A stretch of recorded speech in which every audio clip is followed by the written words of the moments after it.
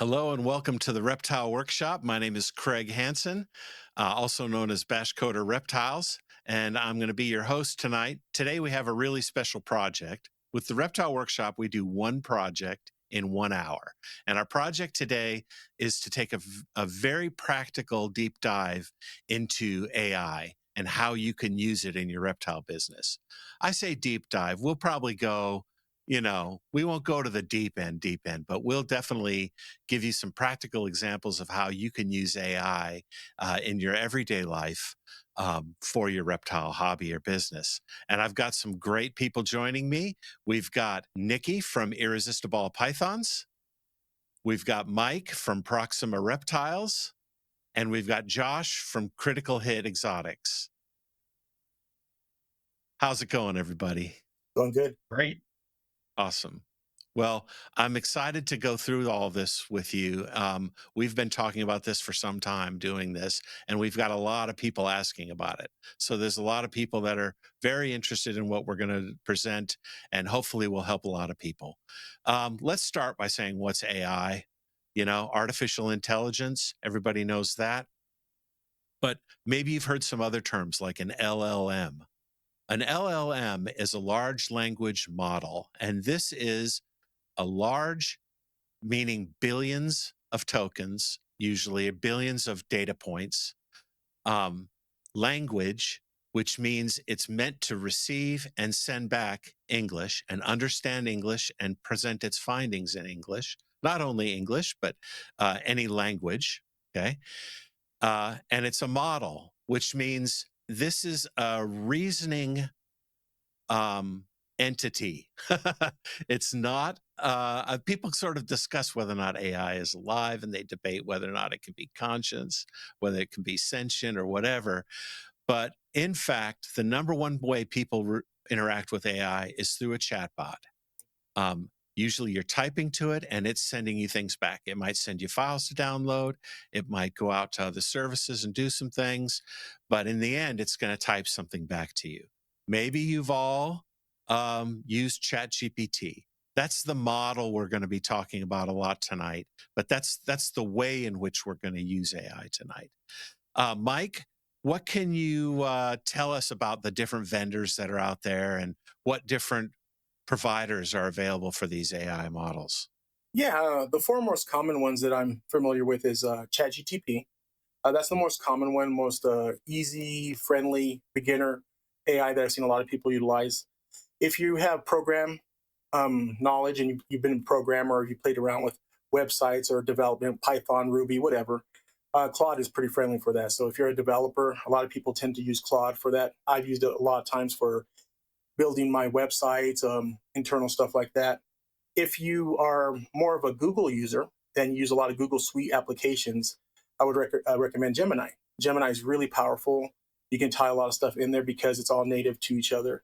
And of course, if you're a Windows fan, you're going to want to use Copilot. And Copilot's really powerful. So if you're doing a lot of spreadsheets and so forth, or PowerPoint presentations, for example, a lot of us that work for companies, you probably use Windows quite a bit. So that's great for that. And I think those are the four main ones that I would talk about. Awesome. And they're owned by different companies. You may have heard OpenAI. They own ChatGPT and Codex. You may have heard of Anthropic. They have Claude and Claude Code, which Mike referenced. Google, X, Perplexity, and a bunch of other people have models as well. Basically, almost every piece of software you run right now is sort of AI powered in some way or will be. It's kind of the buzzword in all of software right now. It's a buzzword in everything. And for good reason. It has the power to be very transformative. Nikki, how do you use ChatGPT, especially in your daily work? I use ChatGPT to help me create posts for Instagram and Reels for Instagram, Reel script ideas, but I also use it primarily for making pictures and thumbnails for YouTube. Excellent. So that can be images, still images. It could be videos. There are some products that can actually connect to Canva. Canva's got some AI tools in it, right? Yes, it but there are does. products that can connect to Canva and then come back to the GPT land. What do you think is the most common thing that a reptile breeder would want to do with ChatGPT? I think people would like to use it to make logos. Nikki, if you weren't doing this, if you weren't using AI, what would you maybe do? Maybe go to Fiverr or something like that to get I to get a logo. What do most people do? I wonder. I scoured Instagram to find someone's art that I liked and then reached out to the artist for our original logo. Hmm, That's what I did. awesome. So cool. Well, a lot of people will go to Fiverr, and you know what they're using on Fiverr? AI. Right. So it's like uh, Fiverr was the way that we used to, it sort of democratized graphics design in a lot of ways. You could just put out a Fiverr, and it's just because it's called Fiverr doesn't mean they all cost $5. You might get a logo treatment for $150 or something like that. So there are artists that can do that. But it's different for those of us who are hobbyists or small businesses who can't afford to have um, staff on hand and can't afford to do the $1,200 for an illustration and so forth. So a lot of people use this to generate their logos. So how would you start, Nikki? All right. So I would start. We want to start with a logo Yeah, let's do a logo. for fun. Okay. So I would start by in ChatGPT going to create an image. Hmm. And I would say something like create a logo for, and I'll do for us with a ball python. Start basic. Okay. So you gave it very limited information. AI already knows what a ball python is. ChatGPT is probably as smart as about 150,000 people put together. And look at that. It's iconic. It's got the right Snake has no colors. face, Say what? but the snake has no face. So Okay, let's work on that. good. Go for it. So Do this you is see the that? iteration. Right? Yep. Yeah. So we're working on it. So now I'm going to, I just grabbed a photo off of the internet. But in the past, if I had a photo on here, I'd just grab it off of our Instagram account. Yep. And say, use the attached photo to make the ball python more realistic. Add the heat pits, please. Because AI often wants to leave out the heat pits. Interesting. It needs them. Yeah, always. Just adds 2 nostrils. Okay. So look at that. That's what it came back with after one iteration with giving another photo as inspiration. So now if we want it to look less realistic, but keep kind of the same style, we can just have fun and say cartoonize the logo, make it into a cartoon. We make up our own words sometimes, and make the theme Northern Lights, because that's our favorite. Wow. So look at that. It incorporated the colors, some actual a tree line, the northern lights. That's pretty awesome. What's missing, Nikki? The heat pits. Yeah. Ah, there it is. Might have to. Every darn time, people. But if we kept going and going, we can make the heat pits come back. That's what's important. But I will say too, because I have used ChatGPT, it is more in tune to what I want it to do because it's getting smarter because I've worked with it now for a month or 2, which isn't very long. Mm-hmm. And it's informed by your history. If you're in, you'll notice there's a left sidebar that you'll see. We've got it hidden right now, but there's a left sidebar where you can continue past conversations. And that's the main thing to understand about a chatbot interface is that it's a conversation. It's not just do this and then it does that. You can iterate and you can modify, and it sees this in the context of a conversation. We do one more thing for fun. Yeah. What else would you do? Make a cartoon image of me with a ball python. Add a photo of me. Because then I use these for our reel covers on Instagram. Or you can use them in your thumbnails too. Wondered how you do that. You can tell it how to, what size you want the photo, what dimensions you want. So while this is running, Josh, Yeah. there's two kind of graphics, right? There's rasterized and there's vector. Vector. Yep. And raster means what? Rasterize is just a bunch of similar sized pixels creating a bunch of colors across a big array that make it look like something, where a vector is more, for lack of a better term, math orientated, where you can scale it as much as possible and it will keep the resolution the same. And if you ask for something to be a vector, you can scale it instantly and put it on your backdrop for your shows, right? Yeah, I was going to say a hot tip would be that if you're doing something that eventually you would want on a banner or a tablecloth, ChatGPT isn't going to make a rasterized image in a high enough resolution to be able to print without being super blurry. So you do want to ask it to create a vector image. Because anytime you take a small image and you blow it up, it gets grainy and it gets pixelized, right? That's because it's rasterized. And what you want for production graphics is vector. For social media, raster is great. You know what's great though? ChatGPT and AI are so smart. You could just say, format it to fit Instagram reel size. Good point. And that is literally all you have to do. Format it to fit YouTube thumbnail size. Okay, so Nikki, here's an example of something you made more Instagram friendly by making it taller, change the aspect ratio a little bit. You can do hyper realistic. You can ask for it to do hyper realistic. You can ask it to look like a painting. You can ask it to, look like a particular style of cartoon. There's a lot of creativity in this, right? You can ask it to add text, change your expression, all sorts of things. And if you go to Instagram, look at Irresistible Pythons, you'll see a ton of these that Nikki has done. Look through the reels and the stories and the posts.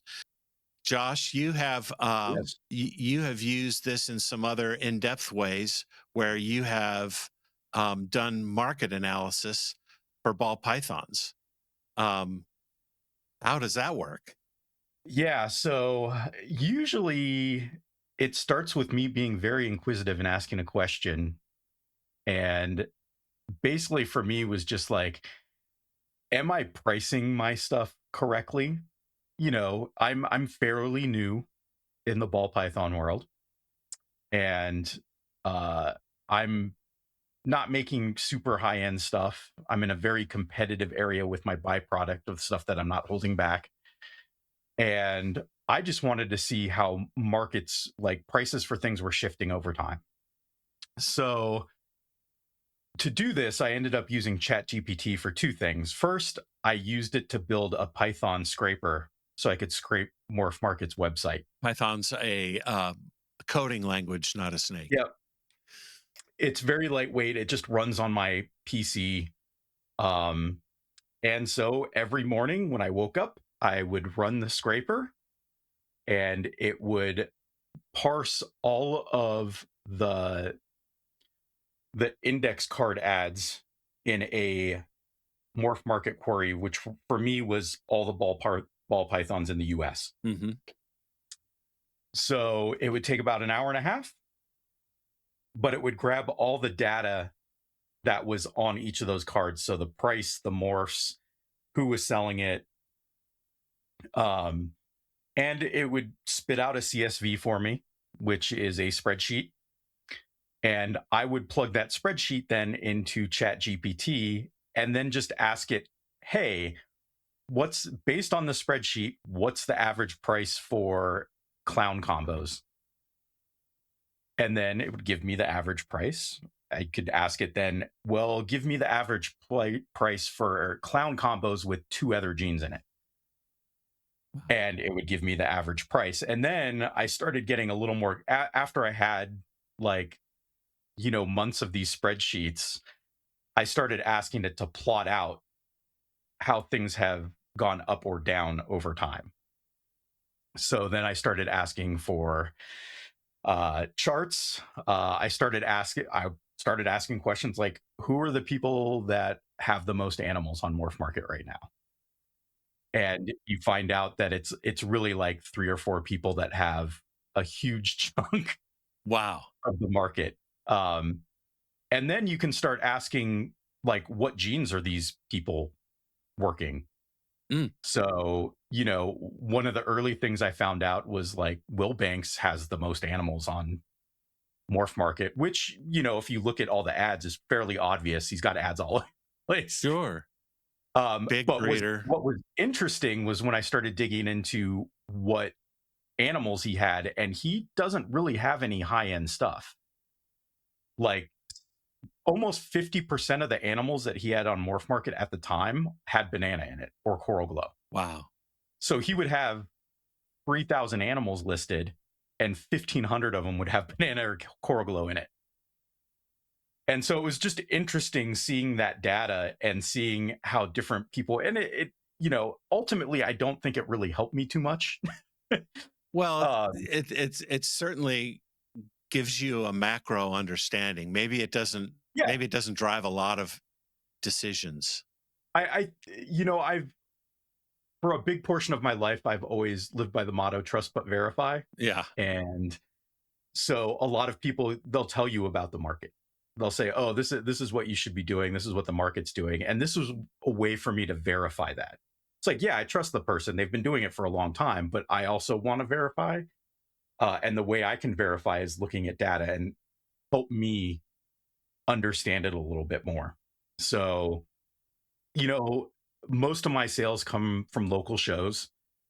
I would say 95% of my sales come from local shows. And I know that most of the stuff that I'm making sells well at local shows compared to the higher competition on Morph Market.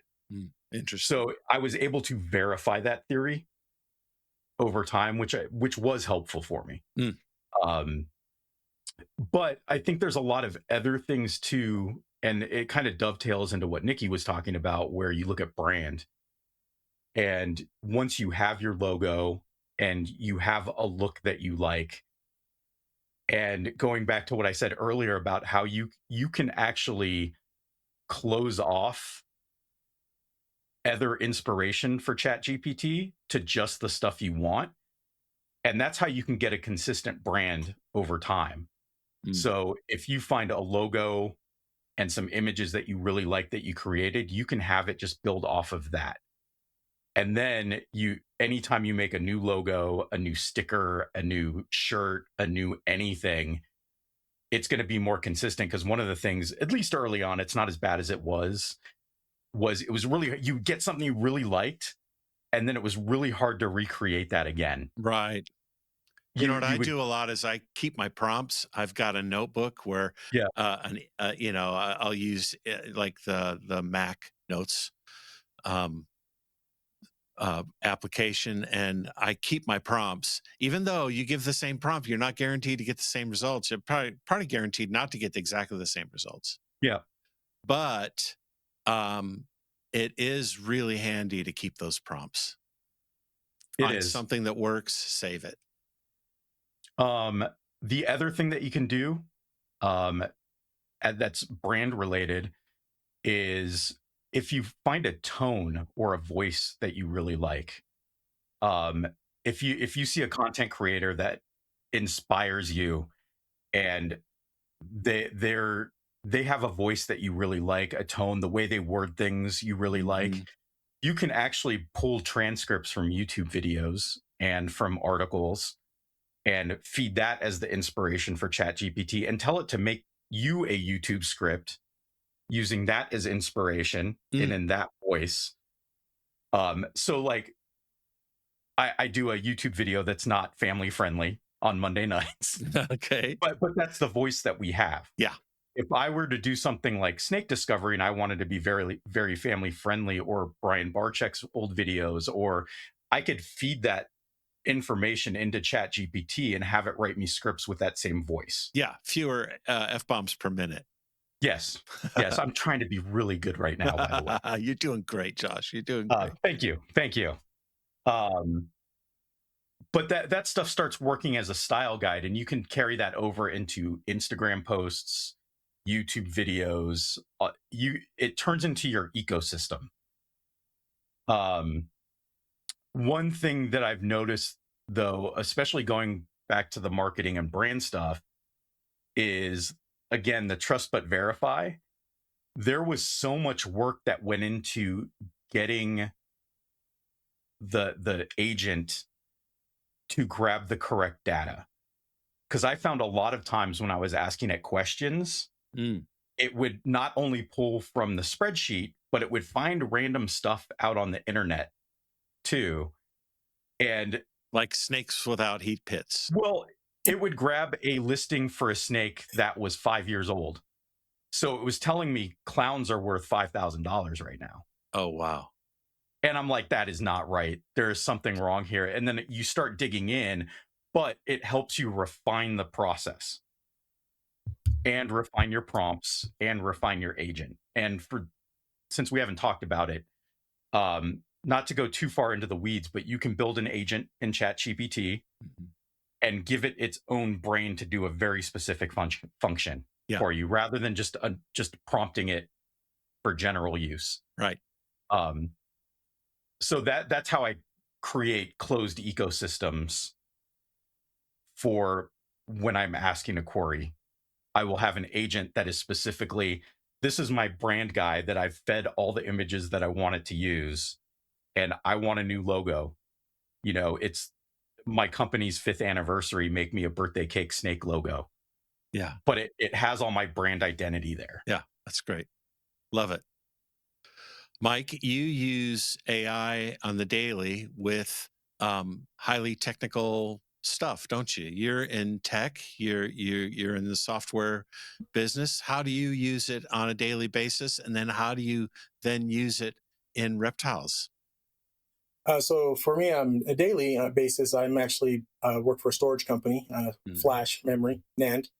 And on a daily basis, what we end up doing there is I tend to use at work more often. I use a Copilot because we have Microsoft suites there. But in my personal life, for my own business, I use Claude. I prefer Claude over that. That's my choice of AI that I like. Me too. With that on a daily basis, for example, let's talk about the reptile side first. Just recently, I was building a banner. And so I wanted to update my banner a little bit, wanted to change things up. So as you can see my logo here that I have on my hat, I actually purchased that. So somebody designed the DNAP, and then and it was not the right color, wasn't anything, but I liked it. So I actually purchased it. And then I took that, and using Claude and a lot of different tools, I took that in there. And then what you can do is kind of what Nikki was doing earlier, is you iterate through there. But what I'd like to say is if you're a more advanced user, I'd like to say have to start looking at AI like you're the conductor. And that's a common word that a lot of people utilize is you sit there and say, hey, I'm the conductor. So I'm not going to sit here and code it, but I have to provide AI everything. And so you have to look at AI in a way like they're an intern. So you have this brand new intern. This intern has a lot of skills. It knows a lot of things to do. It has a lot of knowledge, but the intern doesn't know what your passwords. The intern doesn't know what your logos are. It doesn't know what you want. So when you do that, you have to kind of sit there and put all the content together. So you build a folder, and you say, here's my logo. Here's some of the information I want on my banner, on and on and on, images and stuff. Then you start feeding AI that. And then what I like to do is I build projects. So then that way, by building projects, it remembers everything that's going on for that. So I have my banner project.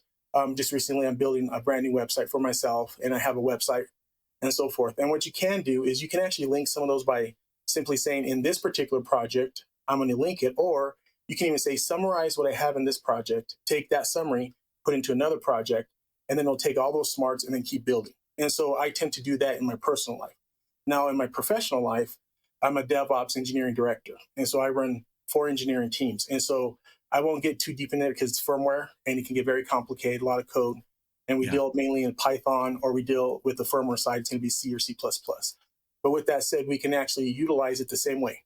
We'll have a lot of advanced engineers look at this, and they'll enter the information the same way, like it's an intern, and say, build this, build that. And then you're sitting there utilizing it. And what I like to do is, I think one of the common terms that people are utilizing today is called vibe coding. Yeah. So once you actually get something rocking and rolling and you're sitting there and enjoying it, like for example, my website, I'm going, oh, you know what? I need an about page. Oh, wait. I need a contact page. And so you just start pumping stuff in there. and all of a sudden now you're vibing, and now you're starting to feel it go. And then you say, oh, wait a minute, the actual link menu is not looking right. Change it to here. Hey, I don't like the gold. I want the gold to be more metallic looking. And you start playing with it, and that's vibing. And so once you start filling that out, you're doing really good. The other thing you have to think about is, like we talked about earlier, we utilize tokens. And when we use tokens, if you're using the free version, you're going to burn through those tokens super fast. So you want to think about, I have to have all my content kind of ready to go to put in the prompt, because the more and more you utilize it, you're going to burn through those tokens.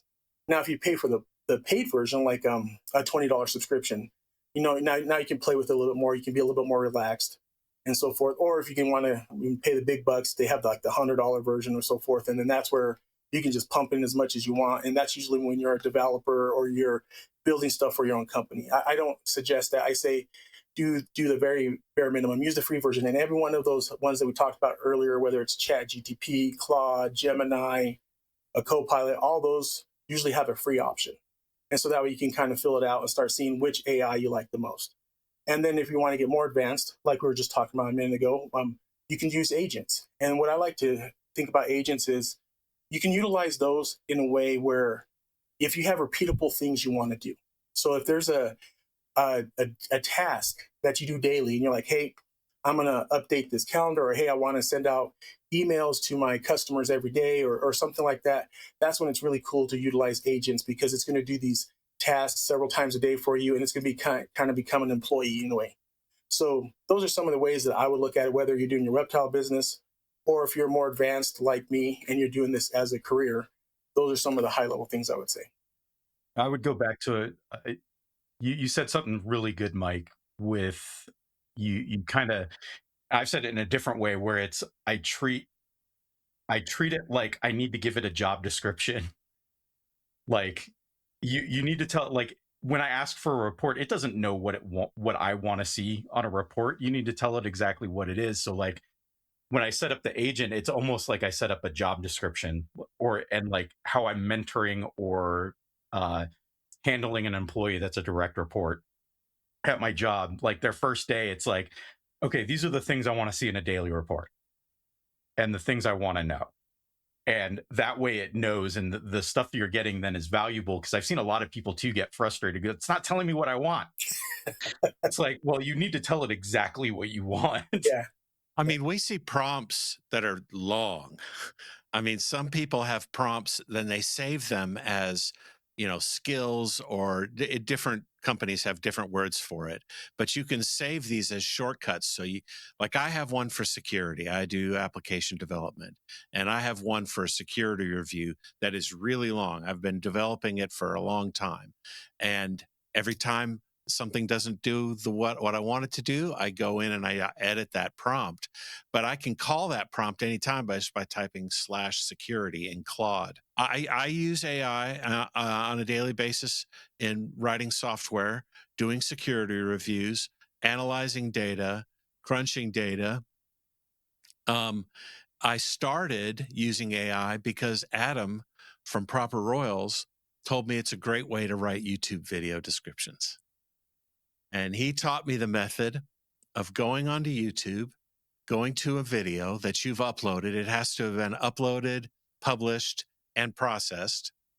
And then you can view transcript, and then you can select that whole transcript, right click and copy it, and paste it into ChatGPT is what I was using at the time, and just say, write me an SEO friendly, viral description of this transcript for use on YouTube. Show time markers, show concepts, and summarize this for my audience, or something like that. I'll put a link in the description to my YouTube description generator, and you'll see exactly how I create my YouTube descriptions. But it takes a huge amount of work out of the process.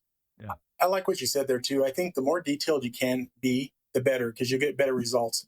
So you have to talk to it like it doesn't really know anything that's going on. So the more information you can provide it, the better, and you'll get a lot better results there. And then don't be scared to just iterate through things over and over and over, because that's where you're going to get a lot of it. And then sometimes as it's building your new website, let's say you decide to go ahead and say, I'm going to build a website. that's the fun part. You can say you pump it with all this information, and now you can get up and go get a cup of coffee. You can wander around a little bit, look at your emails, come back, and then all of a sudden it pops up the website, and then you're like, wait, that was totally wrong, and now you get to iterate again. So there's the fun. But like I said, it's only as smart as the information you give it. So it's going to keep building off of that. And like I was saying earlier, if you want to summarize things and so forth, and then that way you can take into other prompts, then it gets smarter and smarter.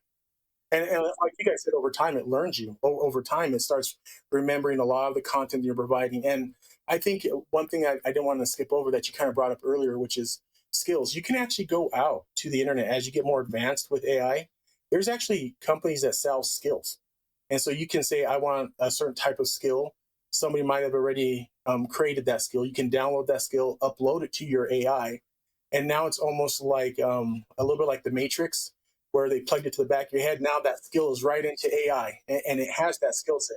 Now it knows Kung Fu. And this is kind of one of those things that we all joke around that we use AI. This is a common joke that we all talk about. But yeah, it's literally like that. Now it knows Kung Fu, and it can actually do a bunch for you. So as you get more advanced, the cooler it gets. And then it kind of becomes your buddy. You can even change AI to respond to different names. And the other thing, too, is if you're the type of person that vibes better by talking instead of typing, turn on the mic, start talking to it, Yep. and it'll talk back and forth to you, and it might even make it a little bit more interactive for you. So there's different ways. And then don't forget, it can teach you. So if you come into it and you're like, hey, I don't understand AI at all, and you can literally ask it, teach me how I should use AI for my reptile business, or how should I use AI to do husbandry for my ball python, and it will take off, and it'll teach you everything you can, and then you can get really detailed with it. So have a lot of fun with it. I didn't know any Python whatsoever. When I started that scraper, it walked me through installing it, putting in all the plugins I needed to make a headless client. Like, it walked me through everything. And then by the time I was trying to run it, when I had to debug something, because the one thing it wasn't really good at was debugging why something would break. Yep. And I would have to go in and try to figure it out. But by the point I hit that, I was already kind of familiar with what was going on. Yeah. So it was like, okay, I think I get this now. So don't discount the fact that it's going to teach you as well. Yeah. Well, and the other thing is, if you're a big developer, I've been developing for almost 30 years now, and I've been in the storage industry that long. But with that said, one of the common terms we always use is garbage in, garbage out. So if you're pumping in a bunch of crazy stuff, you're going to get a bunch of that back. So, Yeah. really think about what you're putting in there, because if you're not giving it accurate information, you're going to get crappy information back. So just really be cautious of that. And then you'll get going. And I think, once you actually use AI more and more on a daily basis, you'll get very comfortable with it. But at first it seems overwhelming. Anything in tech seems overwhelming.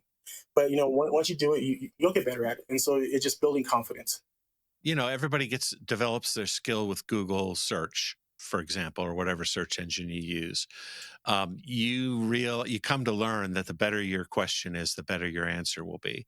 And now most of Google's search results come back with an AI block at the top and then actual listings down below, because it's already looking at the top 5 things in your search results and summarizing them and giving you that summary at the top.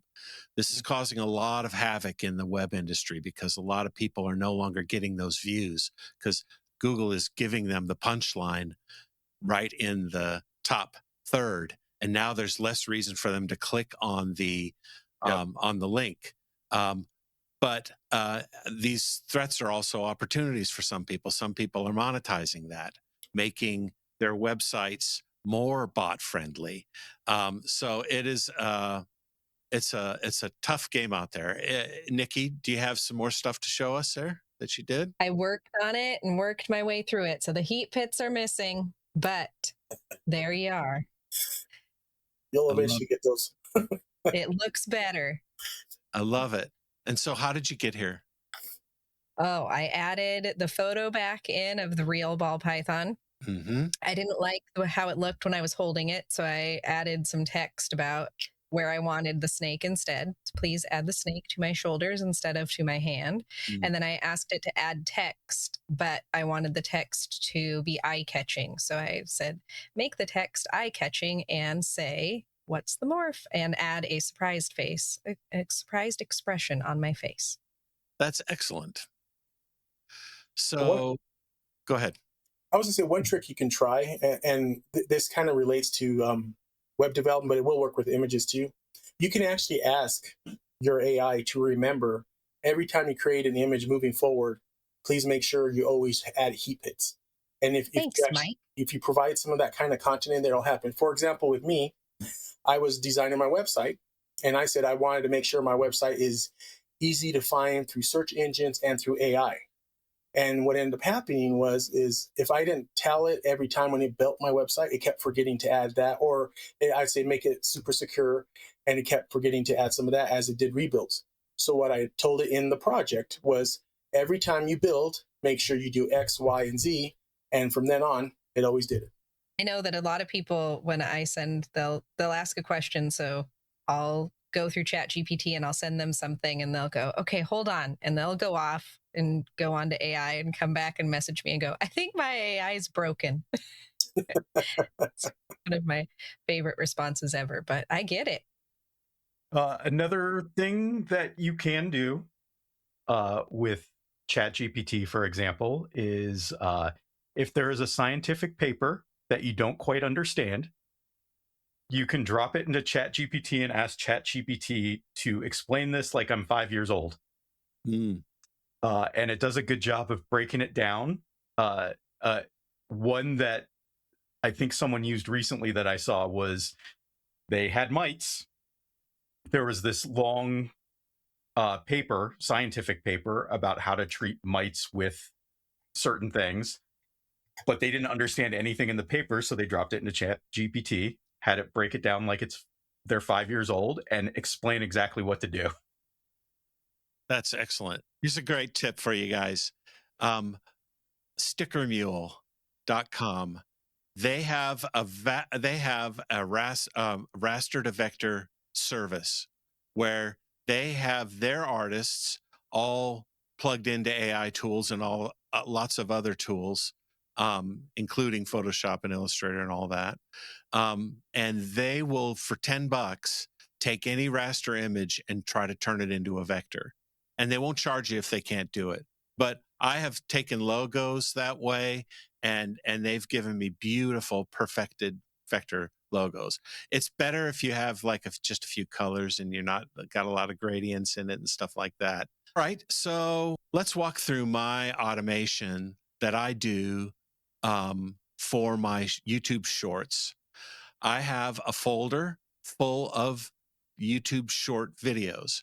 And here is my page on Opus Clip. Opus Clip takes a whole bunch of video. You can take a video and create a whole bunch of clips out of that video, and it analyzes the audio and tries to determine which ones will be the best, which are the most viral, which are the most hard hitting, and it shows them at the top. Now I can download these, put them in this folder, and I have an agent called OpenClaw. You have to be very careful with OpenClaw. It's a whole nother subject. There's 1,000 videos on the YouTube about it. But I have a machine where I run OpenClaw. And OpenClaw is an agent. And I tell my OpenClaw every morning to go into the folders, pick one, upload it to YouTube. And then it uploads it to YouTube, all without any interaction with me. Then it waits for it to be processed from YouTube. Then it downloads the transcript using YouTube's transcript API, comes up with a title for it, reads the whole transcript, and then determines a summary, creates a catchy title, and it puts the whole transcript or a summary of the transcript into the description, and then it makes it public. And that is a pain in the butt to do every single day. And it's one of the reasons why most people don't do content every day, is because it's a pain in the butt. Nikki, what's the best way you can summarize an approach for people who are trying to get into AI and who might feel intimidated? I just don't give up. Keep trying, ask questions, ask the internet to help you, and just know that it'll get smarter the more that you use it and the more detailed you are in what you ask it to do. Awesome. Josh, how about you? Yeah. What do you think? Where would you want people to start if they're playing with AI and they want it to make an impact into their reptile business? I would have somebody start with something small, like I want a logo, or I just want to make an Instagram post and I need an image. Um, or I just want help writing a script for a YouTube short or a YouTube long form video. And just start there and ask the question and then slowly refine it, because you're gonna learn as you're going through it what works, what doesn't. um and like Nikki also said, ask. There's a lot of us out there that have used it, have opinions, and i I'm more than happy if you message me to give you my opinion. um Awesome. so I mean, I created the scraper that I used. I turned the agent that analyzes that data for me into a public agent, so anybody can access it. Mike, how about you? What's your summary, and how do you think people should get involved in AI and maybe demystify it a little? Yeah, I think the summary for me is remember all the four different AI engines that we were talking about. They're free, so give it a shot. It's not going to cost you a dime to play with it. Number two, I'd say very similar to what everybody else is. Ask us some of the basic reptile questions we have, like, if there's health questions you want to ask it about your reptiles, if there's husbandry stuff that you want to do, if you want to generate images or things for your business like logos and so forth, that'd be fun too. Remember that some things you shouldn't do is, even though it gives you some advice, always make sure you verify with a vet. You don't want to just trust everything that comes out of AI, because AI, like I said before, garbage in, garbage out. So you want to make sure that even though you think you're asking it the right thing, it might not necessarily be correct. And then, the better the prompts, the better the information you're going to get. But above all, like I said, don't be scared of it. Hey, you can't break it. You're going to go in there, you're going to give it a bunch of information. It's going to give you a bunch of content back, and just keep playing with it. And then be patient, and just learn how to iterate on whatever you're trying to get out of it. The more detailed you get, the better the response you get.